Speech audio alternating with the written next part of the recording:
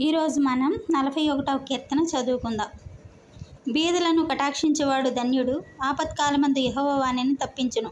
యెహోవా వానిని కాపాడి బ్రతికించును. భూమి మీద వాడు ధన్యుడగును. వాని శత్రువుల ఇచ్చకు నీవు వానిని అప్పగింపవు. రోగశయ్య మీద యెహోవా వానిని ఆదరించును. రోగము కలుగ్గా నీవే వాన్ని స్వస్థపరచుదువు. యెహోవా, నీ దృష్టి ఎదుట నేను పాపం చేసి ఉన్నాను. నన్ను కరుణింపుము. నా ప్రాణమును స్వస్థపరచుము అని మనవి చేసి ఉన్నాను. అయితే నా శత్రువులు నా విషయమై చెడ్డ మాటలాడుచున్నారు. వాడు ఎప్పుడు చచ్చును? వాని పేరు ఎప్పుడు మాసిపోవును అని చెప్పుకొనుచున్నారు. ఒకడు నన్ను చూడవచ్చని ఎడల వాడు అబద్ధమాడును. వాని హృదయము పాపమును పోగు చేసుకొనుచున్నది. వాడు బయలు వెళ్ళి వీధిలో దాన్ని పలుకుచున్నాడు. నన్ను ద్వేషించి వారందరూ కూడి నా మీద గుసగుసలాడుచున్నారు. నశింపచేయవలెనని వారు నాకు కీడు చేయని ఆలోచించుచున్నారు. కుదరని రోగము వానికి సంభవించి ఉన్నది. వాడు ఈ పడక విడిచి తిరిగి లేవడని చెప్పుకొనుచున్నారు.